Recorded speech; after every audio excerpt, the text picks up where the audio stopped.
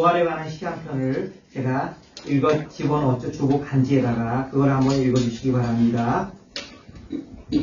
부활절 홍수하신 주님, 저러 하여 하루에 한 번씩 죽게 하소서. 오늘 하루도 나의 죄 무거웠으니 당신이 가리키는 곳 애써 피하고 내 시선이 즐거운 곳에 머물렀나이다. 당신이 인도하시는 음성의 마음에 빗장을 담아 내 유산의 즐거운 말만 주고받았나이다. 하루에도 수십 번 뱉었을 차가운 말과 하루에도 수십 번 돌렸을 내 차가운 등을 주님, 오늘 밤 무릎 꿇은 침상에서 죽게 하소서. 날이면 날마다 그날의 밤이 내게는 깜깜한 무덤이 되게 하시어 어김없이 밝아오는 아침이 부활의 새벽이 되게 하소서. 그리하여 주님, 저러하여 하루에 한 번씩 새로 태어나는 기쁨을 알게 하소서. 제가 이제 이 말씀을 시작하기 전에 예화로 무엇을 사용할까 기도하면서 고민하는 가운데, 그래, 오랜만에 한번 시를 하면 좋겠다. 그래서 이제 인터넷에 요즘에 발달했으니까 웬만한 부활절에 관한 시가 쫙 누군가 리스트를 만들어서 떠요. 그래서 쫙 살펴보니까 제일 제 마음에 찔리는 거 이거를 선택했습니다. 네. 우리가 갈라디아 2장 10절 다 아시잖아요, 그죠? 내가 그리스도와 함께. 우리 사모님 한번 해주실래요? 이영화 사모님. 갈라디아서 2장 내가 그리스도와 함께. 십자가에 못 박혔는데 예. 이제는 내가 산 것이 아니라 내가 예. 그리스도께서 사신 것이. 예. 이제 내가 육체가 사는 것은 나를 사랑하사 나를 위하여 몸을 버리신 하나님의 믿음 안에서 사는 것이다. 예. 우리 그리스도인의 삶을 대표하는 갈라디아서 2장 10절도 내가 그리스도와 함께 십자가에 못 박혀야지만 내 안에 누가 사신다고요? 예수님이 사시는 겁니다. 그죠? 네. 그래서 이 부활절의 시를 보니까 이거 나한테 들으라고 하는 말이다. 여기서는 부활절이 1년에 한 번 있는 거예요? 아니면 에브리데이예요? 에브리데이예요. 여기서 이 시는 에브리데이가 나의 부활절이 되겠다. 특히 내가 잠잘 때 내가 죽고 내가 아침에 깨어날 때 주님의 새 생명으로 살게 하시고 나의 옛자가 다시 한번 죽는 역사가 있게 해달라고. 거기 보면 이런 말이 나오죠. 당신이 인도하시는 음성에 마음의 빗장을 닫았습니다. 하나님은 항상 우리를 인도하세요. 야, 그렇게 하면 안 돼. 이렇게 가야 돼. 근데 우리가 마음의 빗장을 딱 닫아버려요. 그럼 들릴까요? 안 들릴까요? 안 들려요. 그리고 나한테 뭐라고 불평하냐면 하나님의 음성이 안 들려요. 이렇게 말하죠. 그 다음에 내 육신의 즐거운 말만 주고받았습니다. 내 육신이 기뻐하는 말만 했습니다. 하루에도 수십 번 뱉었을 차가운 말이 나왔습니다. 하루에도 수십 번 내 차가운 등을 돌렸습니다. 그런데 이것들이 오늘 무릎 꿇은 침상에서 죽게 하여 주시옵소서. 이렇게 고백하고 기도하고 있죠. 자, 오늘 우리가 성경의 주제는 그리스도의 부활입니다. 그래서 그리스도의 부활은 우리가 교회 절기로는 1년에 한 번 딱 지킵니다. 그렇지만 여러분은 매일 죽으시고 매일 부활을 경험하셔야 돼요. 그죠? 매일 죽으시고 매일 부활을 경험하셔야 돼요. 자, 교재로 들어갑니다. 그리스도의 부활은 우리의 부활입니다. 첫 번째로 성경과 복음의 주제는 그리스도이며 그리스도의 죽음과 부활입니다. 요한복음 5장 39절과 고린도서 15장 2절 4절을 제가 적어놨죠. 한번 읽어드리겠습니다. 너희가 성경에서 영생을 얻는 줄 생각하고 성경을 연구하거니와 이 성경이 곧 내게 대하여 증언하는 것입니다. 예, 주님은 아주 멋진 말씀하셨어요. 복음 중에 보면 요한복음에서 야, 너희가 성경을 연구하고 있지? 예, examine the scripture carefully. 성경을 아주 눈이 뚫어지라 하고 조사하고 있지? 맞습니다. 여러분, 성경은 그냥 읽으면 안 돼요. 내 마음과 내 정성을 다해서 성령님께서 깨닫게 따라 간절히 기도하는 마음으로 눈을 부릅뜨고 성경을 읽어야 돼요. 그래서 글자 하나, 토시 하나 놓치지 말라고 그랬어요. 왜? 성경의 1.1핵에도 땅에 떨어지지 않는다고 그랬잖아요. 그죠? 그래서 우리는 성경을 그렇게 읽어야 돼요. 그렇게 읽을 때 과거에 있던 말씀이 아니라 또 내게 주시는 또 다른 은혜를 발견하는 거예요. 성경에 감춰진 또 다른 귀중한 메시지를 내가 오늘 발견하고 내 삶이 변화될 수 있는 거예요. 그런데 성경에서 성경을 읽는 목적이 유대인들의 영생을 얻기 위해서 읽는다고 그랬죠. 그런데 이 성경이 누구에 대해서 증언하고 있다고요? 바로 예수 그리스도에 대해서. 그러니까 우리가 이 말씀을 꽉 읽으면 두 가지가 매치가 돼요. 영생을 얻는 줄 알고 유대인이 성경을 읽었어요. 근데 이 성경이 누구에 대해서 증언하고 있다고요? 예수 그리스도. 그러니까 그 두 구절을 이으면 영생은 곧 누구에게로부터 온다? 예수 그리스도입니다. 그래서 성경을 잘 읽으면요, 교리 공부를 안 해도 교리가 뚫어져요. 이게 바로 성경의 역사예요. 그죠? 너희가 영생을 얻는 줄 알고 성경을 읽지? 그래, 맞아. 근데 이 성경이 누구에 대해서 가르친다고요? 예수 그리스도. 그러니까 예수 그리스도가 곧 영생을 주시러 오셨어. 이렇게 말씀하고 있죠. 그래서 성경의 주제는, 메인 캐릭터는 예수 그리스도입니다. 그리고 성경의 주제는 구원입니다. 구원. 그 다음에 고린도서 15장 2절 4절 말씀이요. 너희가 만일 내가 전한 그 말, 복음을 굳게 지키고 1절을 제가 안 기록했어요. 공간이 좁아서. 1절. 그 말, 복음을 굳게 지키고 헛되이 믿지 아니하였으면, believe in vain, 헛되이 믿지 아니하였으며, 그로 말미암아 구원을 받으리라. 그럼 그 복음이 뭡니까? 3절에 나오죠. 내가 받은 것을 먼저 너에게 전하였노니 이는 성경대로 그리스도께서 우리 죄를 위하여 죽으시고 장사 지낸받으셨다가 성경대로 사흘 만에 다시 살아나사. 학자들은 이 구절을 바로 사도 바울이 다른 사도들로부터 전해받은 원시 복음의 구절이라고 해요. 복음이 뭡니까? 예수 그리스도께서 성경대로 우리 죄를 위하여 죽으시고 장사 지낸받으셨다가 사흘 만에 다시 살아나신 이 사건, 바로 이것이 바로 원시 복음, 때묻지 않은 복음 에키스, 바로 그 자체라고 말하는 것입니다. 그래서 성경의 주제는, 성경의 메인 캐릭터는 예수 그리스도. 또 성경에서 복음에서 강조하는 메인 주제는 바로 예수 그리스도께서 죽으시고 우리 위해서 죽으시고 다시 살아나셔서 우리에게 영원한 생명을 허락하신 바로 그 사건, 그리스도의 죽음과 부활이 바로 성경의 주제라고 하는 겁니다. 학자들은 찾아봤더니만 구속이라고 말하는 사람도 있습니다. 구원이 맞지만 성경적인 용어로는 구속이 더 성경 전체의 맥락에 맞기 때문에 구속과 구원은 조금 다르죠. 조금 더 깊이가 있죠. 언약이라고 말하는 사람도 있습니다. 예, 신구약 성경이다. 언약이 하나님과 우리 백성 사이의 언약이잖아요. 또 하나님이 다스리시는 하나님의 나라라고 말하는 사람도 있습니다. 예, 다 맞죠. 저는 성경의 주제는 바로, 복음의 주제는 예수 그리스도이고 예수 그리스도의 부활이 바로 우리의 주제입니다. 그래서 오늘은 여러분 성경 전체를 읽어가시면서 또 우리가 지금까지 신앙생활을 해오셨는데 80이 되신 분도 있고 70이 되신 분도 있고 60이 되신 분도 있는데 지금까지 신앙생활을 해오시면서 우리가 핵심을 놓치지 않기를 간절히 바랍니다. 우리가 그렇잖아요. 흔히 하는 말로 나무는 보되 숲은 보지 못한다는 말이 있잖아요. 또 어떤 지도자는 숲은 잘 보는데 나무를 보지 못하는 경우가 있잖아요. 근데 오늘은 나무를 보고 우리가 신앙생활을 하지만 또 숲을 한번 보자는 거죠. 성경의 가장 중요한 주제가 누굽니까? 예수 그리스도입니다. 그러면 그 예수 그리스도가 우리를 위해서 하신 가장 중요한 일이 뭡니까? 십자가에 달려 죽으시고 부활하셨다고 하는 거예요. 이 사실을 꼭 기억하시면서 우리가 그 빅 픽처 초점을 놓치지 않으시기를 간절히 바랍니다. 두 번째는요, 구약에 나오는 부활의 증거입니다. 실제로 많은 사람들이 구약에서는 별로 부활에 대해서 가르치거나 말하지 않았다고 생각하시는 분도 있어요. 그렇지 않아요.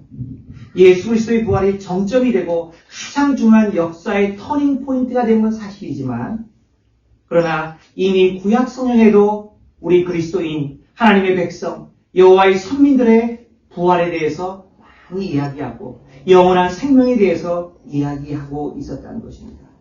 그래서 거기 보시면 1번에 에덴 동산에서 아담과 하와를 창조하실 때 이미 하나님은 영원한 생명을 염두에 두고 계셨다는 겁니다. 이거 좀 읽어주실래요? 창세기 2장 17절 말씀이에요. 선악을 알게 하는 나무의 열매는 먹지 말고 네가 먹는 날에는 반드시 죽으리라. 예, 아멘. 거기 보시면 When you eat of it, you will surely die. 그러니까 선악과를 안 먹었으면 그 벌로 죽음이 오지 않았다는 것을 말씀합니다. 그러니까 하나님이 창조하실 때, 특별히 인간을 창조하실 때는 영원한 생명을 누리도록 하나님의 그 크리에이션 플랜 안에 들어있었다는 거예요. 두 번째는요, 아브라함이 지닌 부활신앙. 히브리서 11장 19절에는 아브라함이 이삭을 바친 사건을 이렇게 설명하고 있습니다. 히브리 11장 19절. 누가 좀 읽어주실래요? 그가 하나님이 능히 이삭을 죽은 자 가운데서 다시 살리실 줄로 생각한지라 비유컨대 그를 죽은 자 가운데서 도로 받은 것입니다. 예, 아니 보세요. 상식적으로 하나님이 주신 선물 이삭, 하나님이 어느 날 갑자기 바치라고 했는데 하나밖에 없는 자식, 100세 얻은 아들, 이제는 정말 꼬부랑 할아버지 할머니가 되어서 이 자식 하나를 보고 모든 것을 걸고 있었는데 그 아들을 바치라니 어떻게 아브라함의 그 인사이드 오브 마인드에 얼마나 많은 고민과 갈등이 있었겠습니까? 히브리서 기자는 이렇게 생각하죠. 그가 하나님이 능히 이삭을 죽은 자 가운데서 다시 살릴 줄로 생각한지라. 아브라함의 마음속에는 부활에 대해서 하나님이 다시 살릴 것이라고 하는 그 믿음이 있었기 때문에 자기 아들에게 칼을 들이댈 수 있었다는 것이었어요. 믿음의 상 아브라함도 이미 영적으로 깨어서 부활 신앙에 대해서 우리 같을 정도는 아닐지라도 어느 정도 부활의 믿음을 갖고 있었다는 것입니다. 세 번째로는요, 시편의 다윗의 증언 가운데 이런 구절이 나옵니다. 시편 16편 10절과 11절. 우리 노진명 장로께서 읽어주시겠습니까? 예. 이는 주께서, 예. 장로님 읽어주실 수 있어요? 이는 주께서, 어디요? 시편이요? 예. 시편 16편 10절 11절. 이는 주께서 내 영혼을 수월에 버리지 아니하시며 주의 거룩한 자는 멸망시키지 않으실 것입니다. 아멘. 계속해요. 주께서 생명의 길을 내게 보이시니 주의 앞에서는 충만한 기쁨이 있고 주의 오른쪽에는 영원한 즐거움이 있나니. 아멘. 잘 읽으셨습니다. 예. 수월이라는 것은 쉽게 번역하면 지옥인데 더 정확한 번역은요, 죽은 자들이 가는 곳, 무덤을 말하는 겁니다. 그러니까 믿는 사람이나 믿지 않는 사람이나 동일하게 무덤에 내려간다는 거죠. 근데 그 수월에 버려두지 않으실 것을 믿음이 좋은 믿음에 사는 다윗은 기억했다는 거죠. 그죠? 그리고 거룩한 자를 결코 하나님께서 멸망시키지 않으실 것입니다. 주께서 생명의 길을 내게 보이셨습니다. 그가 주님 앞에는 충만한 기쁨이 있습니다. 그리고 주의 오른쪽에는 영원한 즐거움이 있습니다. Eternal joyfulness가 있습니다. 그러니까 그게 뭡니까? 바로 영원한 생명 부활이라고 합니다. 다니엘의 신앙 고백이 있으니 다니엘 12장 2절 말씀. 네, 누가 좀 읽어주세요. 다니엘 12장 2절 말씀. 땅의 티끌 가운데에서 자는 자 중에서 많은 사람이 깨어나 영생을 받는 자도 있겠고 수치를 당하여서 영원히 부끄러움을 당할 자도 있을 것이며. 예, 마지막 때에 이런 일이 일어난다는 겁니다. 잠자는 자 중에서 사람들이 깨어 일어나는데요. 그 중에 영생을 받는 자가 있는가 하면 수치를 당하여서 영원히 부끄러움을 당할 자들이 있다. 즉 창세기, 그 다음에 시편, 그 다음에 다니엘서, 제가 몇 가지 구절만 인용해서 시간 관계상, 즉 성경의 곳곳에 확실히 드러나지 않아서 그렇지 이미 구약 성도들도 그리스도인의 하나님의 백성의 부활과 영원한 생명에 대해서 바라보고 소망하며 기대하며 알고 있었다는 것입니다. 자, 그러면 그리스도의 부활이 성도에게 중요한 이유, 굉장히 중요하죠. 세 가지 제가 이유를 간단하게 여러분 이해하기 쉽게 과거, 현재, 미래로 나누어서 적어봤습니다. 첫 번째, 그리스도의 부활이 오늘 성도에게 왜 중요합니까? 첫 번째는요, 과거에서 우리의 죄사함이 확고하게 해결되었다는 겁니다. 고린도서 15장 17절 말씀. 그리스도께서 다시 살아나신 일이 없으면 너희의 믿음도 헛되고 너희가 여전히 죄 가운데 있을 것이요. 네. 주님께서 우리 위해서 십자가에 달려 들어가셨어요. Jesus died on the cross죠. 그런데 그래서 죄를 다 죄값을 치르셨어요. Pay the penalty, 그죠? 다 치르셨어요. 그렇지만 주님께서 부활하시지 않는다면 주님은 치렀지만 주님은 그 죄의 문제를 해결하지 못했잖아요. 죄의 삭신 사망의 문제를 해결하지 못했잖아요. 완전한 페널티를 치르고 이기시는 것은 죄를 값을 치르고 죽으셨을 뿐만 아니라 그 죽음의 권세를 이기셔야지만 확실한 증거가 된다는 것이죠. 그래서 주님은 우리의 죄 문제를 해결하셨고 그 해결하신 것이 확실하게 이기셨음을 보이시기 위해서 부활하셨다는 거죠. 그래서 우리의 죄 사함의 문제는 주님의 부활까지 가지 않으면 완전한 해결을 받은 것이 아닐 수도 있다는 거죠. 두 번째, 현재죠. 현재 우리의 믿음은 어떻게 바뀝니까? 주님의 부활을 믿는 우리의 믿음은 어떻게 바뀝니까? 고린도서 15장 30절과 31절 말씀에 누가 좀 읽어주세요. 또 어찌하여 우리가 언제나 위험을 무릅쓰리요. 형제들아, 내가 그리스도 예수 우리 주 안에서 가진 바 너희에 대한 나의 자랑을 두고 단언하노니 나는 날마다 죽노라. 아멘. 고린도서 15장은 여러분이 잘 아시는 것처럼 부활장입니다.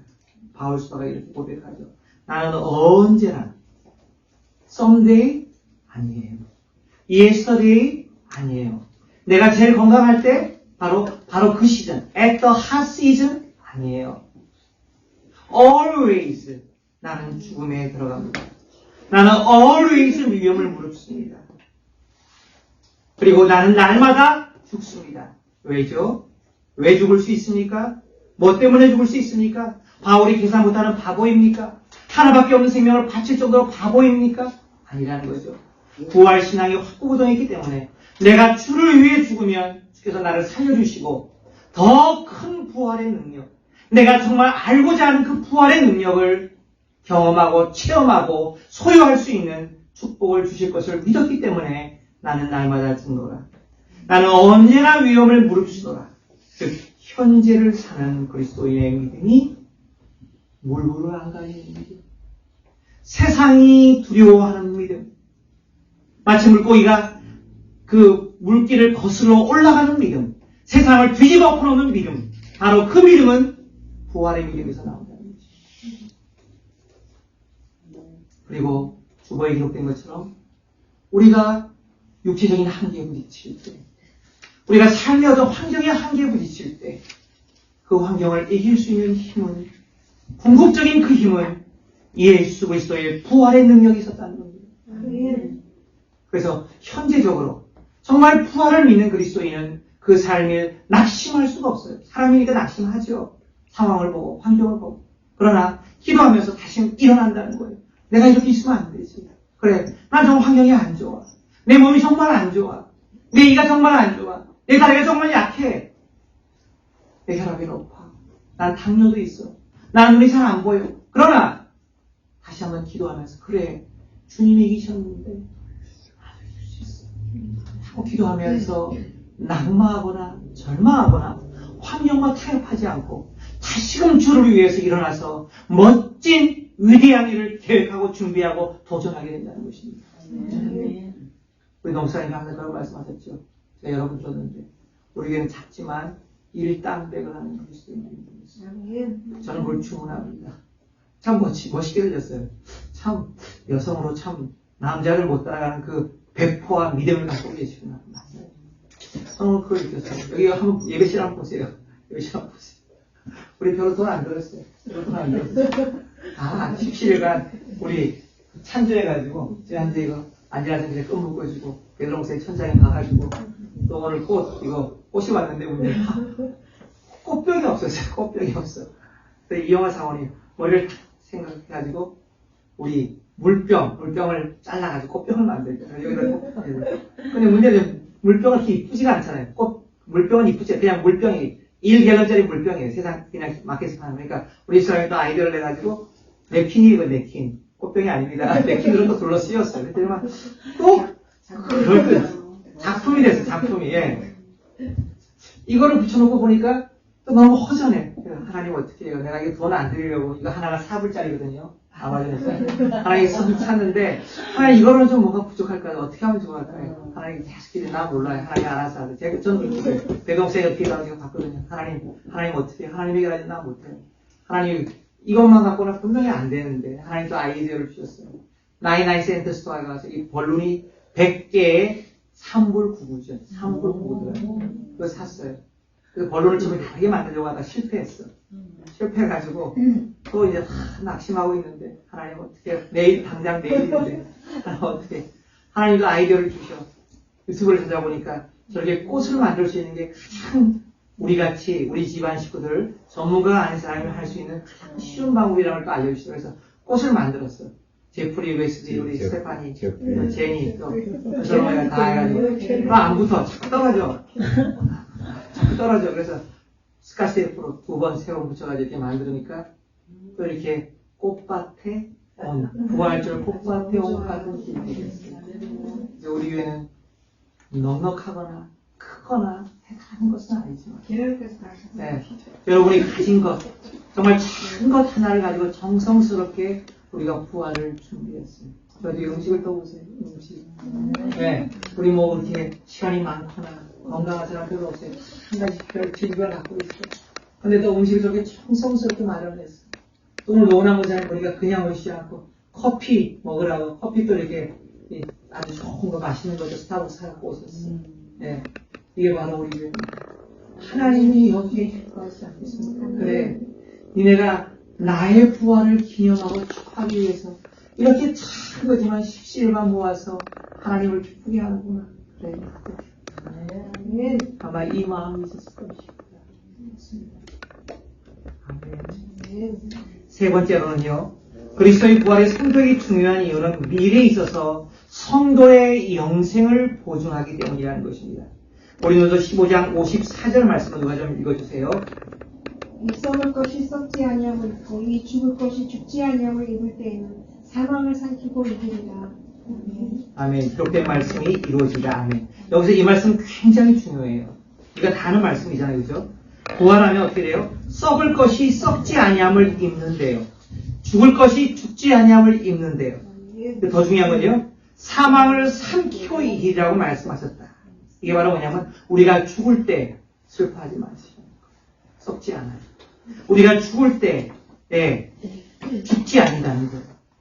사망이 승리에 의해서 삼킴바 된다는 거예요. 제가 여기다가 잠깐 적어놨는데 저는 처음에 이 구절을 볼 때 너무 놀라웠어요. 다른 복음에도 이런 비슷한 구절이 나와요. 성경이 부활을 표현하는 방식은요. 굉장히 세상과 색달라요. 잘 보세요.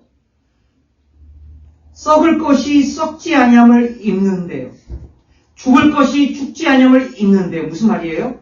옷을 입는 것으로 표현했어요. 그러니까 우리는 아직 부활의 몸을 입지 못했기 때문에 옷을 벗고 있는 거랑 비슷해요. 부분적으로 입은 거예요. 그런데 부활이라고 하는 것은 우리가 완전한 하나님이 주시는 새 생명의 옷을 입는 거예요. 이게 성경의 표현이에요. 여러분 부활의 옷을 입으시기를 바랍니다. 근데 또 거기 뭐라고 하냐면 더 멋진 말씀은요. 죽음이 승리에게 삼킴바 된대요.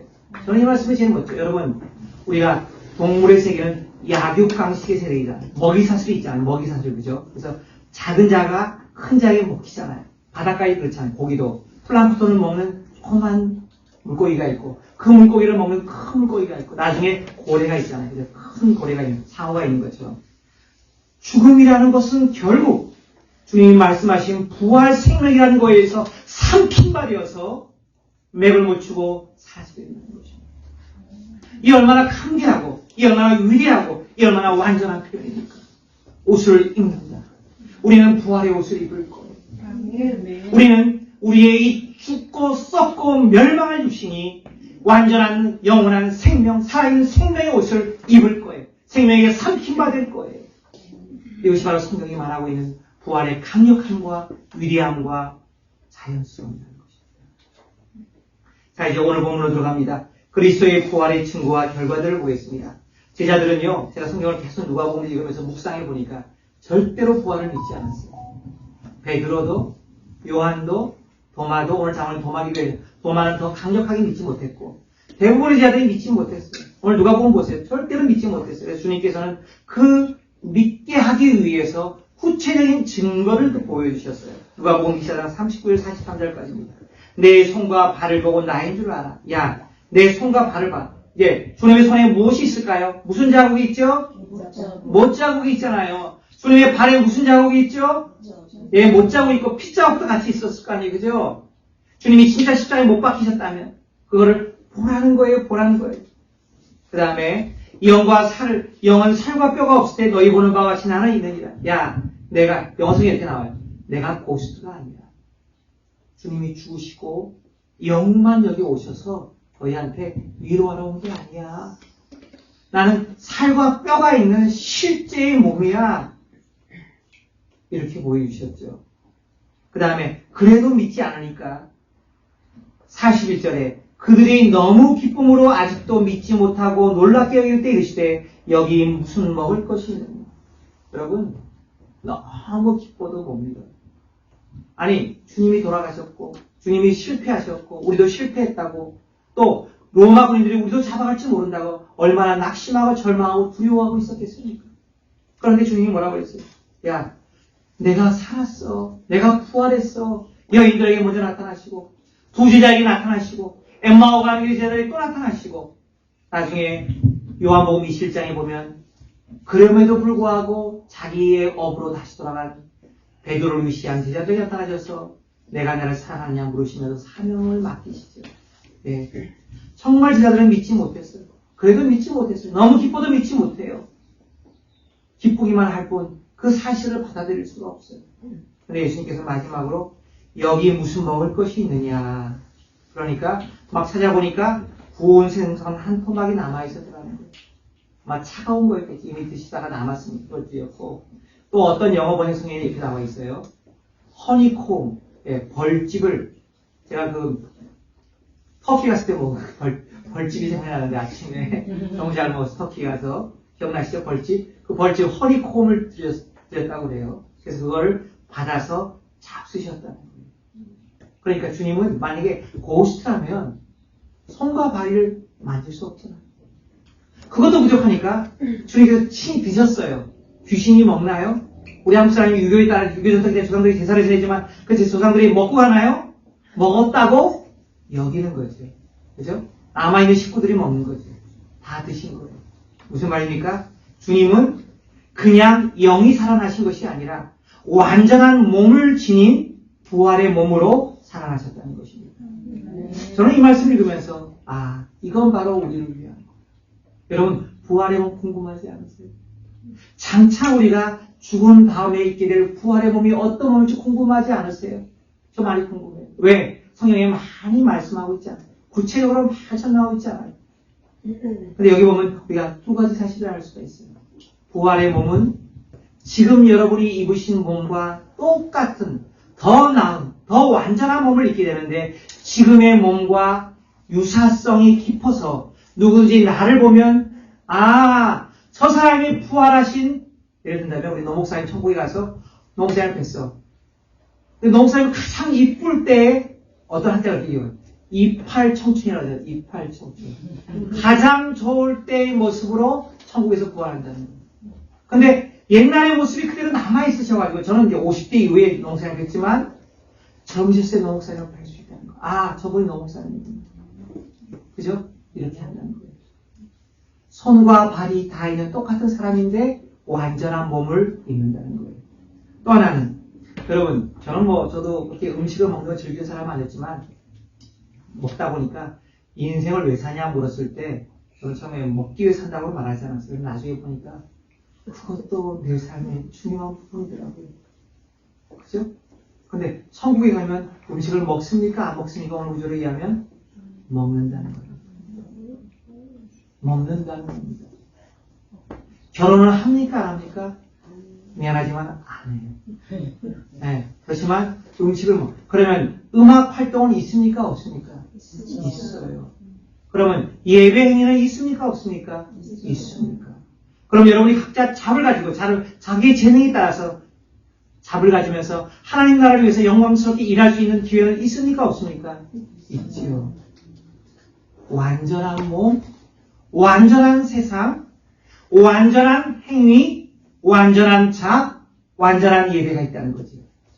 그죠? 자, 그 다음에 고린도서 15장에 보니까 우리의 부활의 몸에 대해서 이렇게 설명하고 있어요. 하늘에 속한 형상, 고린도서는 이렇게 비교해요. 땅에 속한 형상이 있지? 땅에 속한 몸을 우리가 입었지? 그래. 그럼 부활하면 하늘에 속한 예수님과 아버지 하나님으로부터 주시는 그 몸을 입을 거야. 하늘에 속한 형상을 입을 거야. 또 다른 옷. 그 다음에 썩는 옷을 입었다면 하늘에 가서는 썩지 않은 옷을 입을 거야. 그 다음에 이 땅에서 우리가 약하고 강하고 병들었다면 그런 불완전한 육신이 아니라 강하고 병들지 않는 온전한 몸을 입을 거예요. 이 땅에서 우리가 욕되고 기스 안으로불한 삶을 살았다면 그 땅에서는 영광스럽게 좋은 일만 하면서 하나님이 기쁘시게 하면서 살 거야. 그 다음에 결국 우리가 신령한 몸을 입게 될 거야. 저는 몰라요. 성경의 설명이 구체적으로 무엇을 말하는지. 그러나 분명하게 우리가 입은 이 몸과 유사함과 특성이 그대로 되어있는 온전한 하나님 주시는 패하지도 않고 쇠하지도 않은 그 온전한 몸을 입을 거야. 이것이 바로 부활의 메시지였다는 것입니다. 그러므로 그리스도의 부활의 몸은 우리 몸의 부활이 어떻게 될지에 대해서 미리 상상하고 그림을 그릴 수 있도록 보여주셨다는 것입니다. 기대하세요. 하나님이 대충 하시면 기대하세요. 부활의 몸을 기대하세요. 두 번째, 그리스도의 부활의 확실한 증거는 결국 성경입니다. 누가복음 24장 44절 45절을 누가 좀 읽어주세요. 또 이르시되 또 이르시되 내가 너희와 함께 있을 때 너희에게 말한 바 곧 모세의 율법과 선지자의 글과 시편 히브리 구약 성경에서도 너희 나를 가르쳐 기록된 모든 것이 이루어져야 하리라 한 말이 이것이라 하시고 이에 그들의 마음을 열어 성경을 깨닫게 하시고. 예, 여러분 이게 참 우리가 무엇을 보고 믿습니까? 많은 사람들이 간증을 좋아해요. 간증 집회, 간증 꼭 필요해요. 그죠? 살아있는 그리스도인의 삶이니까. 그런데 그보다 더 구체적이고 더 파워풀한 것은 하나님은 그렇게 말씀합니다. 결국은 성경에 있어. 성경을 믿어야 돼. 왜? 이 세상은 없어질지라도 내 말은 영원하다고 주님께서 말씀하셨잖아요. 그죠? 성경으로 돌아가야 돼. 왜 주님이 부활하신 게 확실합니까?